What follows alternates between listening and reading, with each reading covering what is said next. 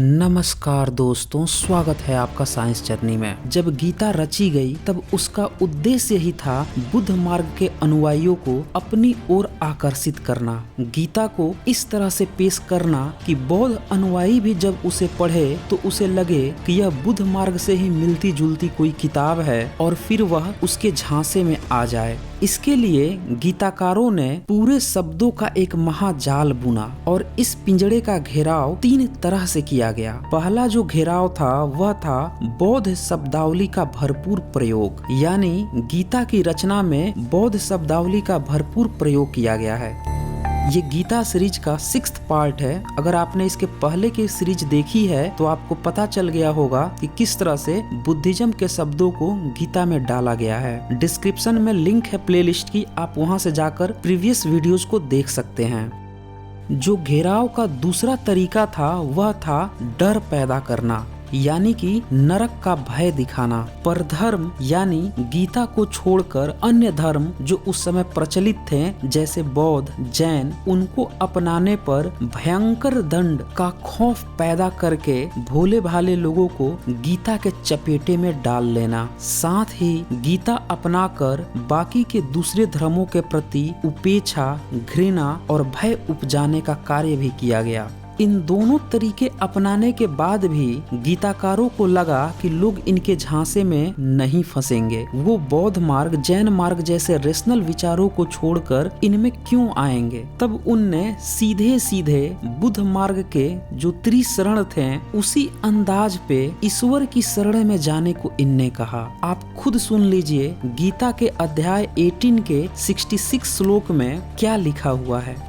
सब धर्मों को त्याग कर तुम एक मेरी शरण में जाओ, मैं तुम्हें सब पापों से छुड़वा दूंगा, तुम्हारा कल्याण कर दूंगा, चिंता मत करो। ये अनुवाद किया है डॉक्टर सुरेंद्र कुमार शर्मा अज्ञात ने श्रीमद् भागवत गीता की अपनी किताब में। अब यहाँ पे एक बहुत बड़ा प्रश्न खड़ा हो गया है कि यहाँ पे सब धर्म क्या है। सीधी सी बात है कि जब भारत में बौद्ध मार्ग, जैन मार्ग प्रचलन में था उसके बाद ही गीता लिखी गई थी। अगर आपने मेरे वीडियो 112 देखा है तो आपको पूरी तरह से क्लियर हो गया होगा। और यही दोनों मार्ग परमात्मा को नहीं मानते थे। बौद्ध मार्ग तो आत्मा को भी नहीं मानता था। तो इस श्लोक में कहा जा रहा है कि सब धर्मों को छोड़कर, यानी कि जो ईश्वर को नहीं मानते हैं उन धर्मों को छोड़कर ईश्वर को मानने वाले की शरण में आ जाओ। अब यहाँ पे गीताकारों की पोल खुल जाती है कि भाई सब धर्म जब ऑलरेडी मौजूद थे, यानी कि तुम्हारा गीता पुराना नहीं है। अब ऐसी पोल खुलती देखकर कई प्रकाशनों ने भाष्य में हेर फेर करने का प्रयास किया। अब गीता प्रेस का ही अनुवाद देख लीजिए। यह इसी श्लोक का अर्थ लिखता है, संपूर्ण धर्मों को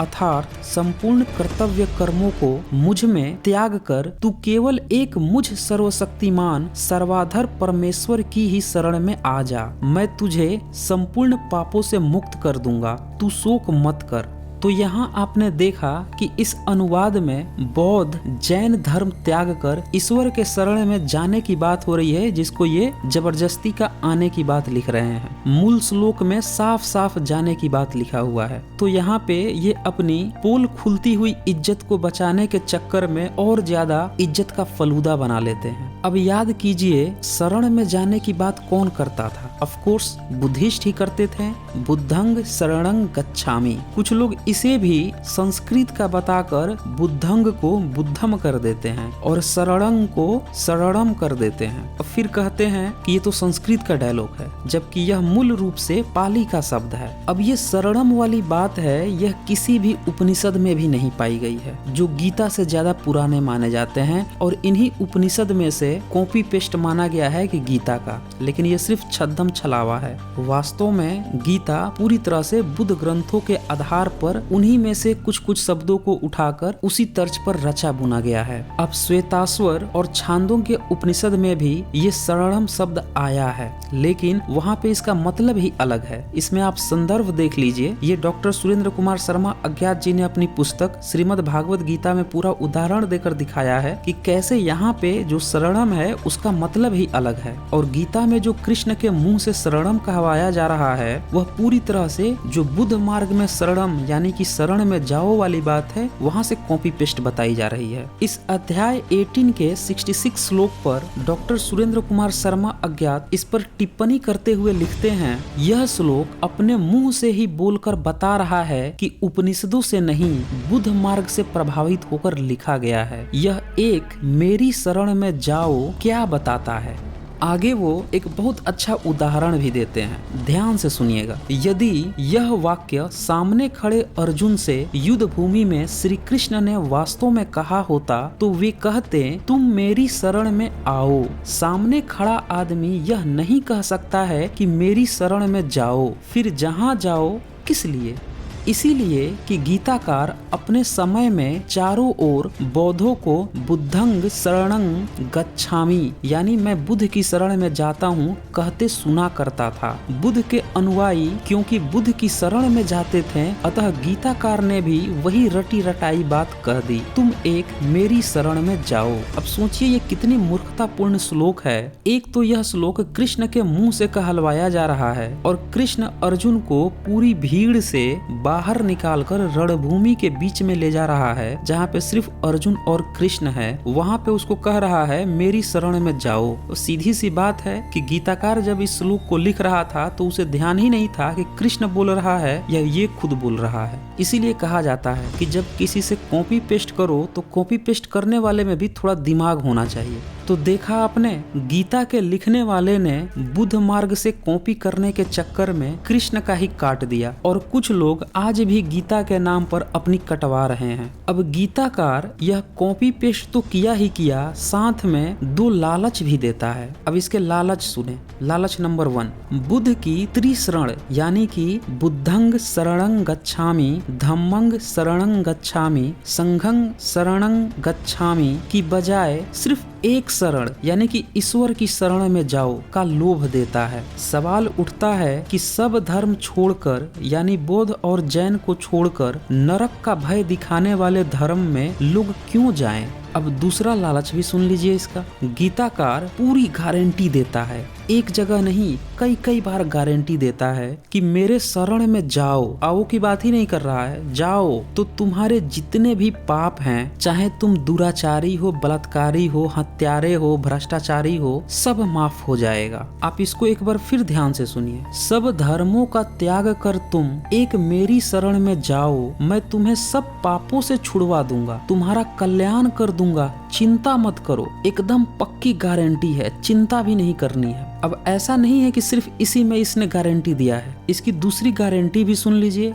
अध्याय 9 के 30 श्लोक में, यदि कोई अतिशय दुराचारी भी अनन्य भाव से मेरा भक्त होकर मुझको भजता है यानी पूजा करता है तो वह साधु ही मानने योग्य है, क्योंकि वह यथार्थ निश्चय वाला है। अर्थात उसने भली भांति निश्चय कर लिया है कि परमेश्वर के भजन के समान अन्य कुछ भी नहीं है। अब देखा आपने, कोई भी हरामी हो, हरामखोर हो, दुराचारी हो, बलात्कारी हो, भ्रष्टाचारी हो, सब इनकी शरण में जाओ, इनका भजन करने लगो, सारे पाप धुल जाएंगे। और इसी के अगले श्लोक 31 में तो बिल्कुल गारंटी पर गारंटी ठोक देता है। सुन लीजिए, वह दुराचारी अपराधी शीघ्र ही धर्मात्मा हो जाता है और सदा रहने वाली परम शांति को प्राप्त होता है। हे अर्जुन, तू निश्चय पूर्वक सत्य जान कि मेरा भक्त नष्ट नहीं होता।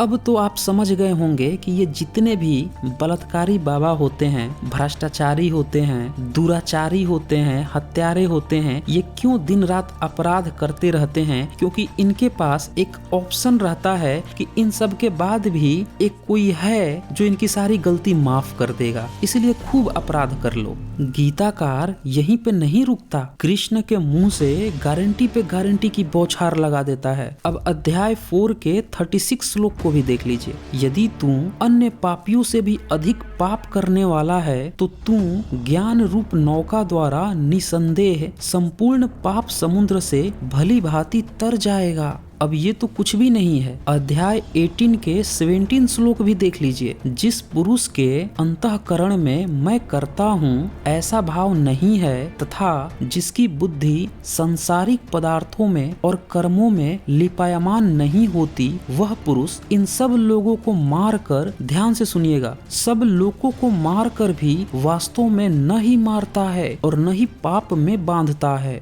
अगर गीता प्रेस के इस हिंदी अनुवाद समझने में अगर आपको दिक्कत हुई है तो मैं आपको डॉक्टर सुरेंद्र कुमार शर्मा जी का अनुवाद जो उनने अपनी पुस्तक श्रीमद् भागवत गीता में किया है उसी में से सुना देता हूँ। यदि तुम अंधकार को छोड़कर और कर्मों से निर्लिप्त रहकर सारी दुनिया के लोगों को भी कत्ल कर दो तो भी न तुम कातिल होगे न बंधन में पड़ोगे। यानी खुल्लम खुल्ला छूट है कि अगर तुम मेरी शरण में हो, मेरे भक्त हो, तो खूब खुलेआम करके कत्ल करो, हिंसा करो, तुम पर कोई पाप वाप नहीं चढ़ने वाला। अब कुछ लोग ये कहेंगे कि नहीं नहीं, ये डायलॉग तो कृष्ण ने अर्जुन के लिए कहा था। तो सवाल यहाँ पे यह उठता है कि अगर गीता सिर्फ अर्जुन के लिए थी तो आज समाज में इसकी क्या जरूरत है? उठा के इसको फेंक देना चाहिए डब्बे में, इसका पूरी तरह से बहिष्कार कर देना चाहिए। लेकिन फिर भी कुछ लोग इसे पब्लिक पर लगातार थोपे जा रहे हैं। तो उनसे सीधा सा सवाल है कि गीता चोर उचक्कों, बदमाश, दुराचारी, पापी, हत्यारे, भ्रष्टाचारियों,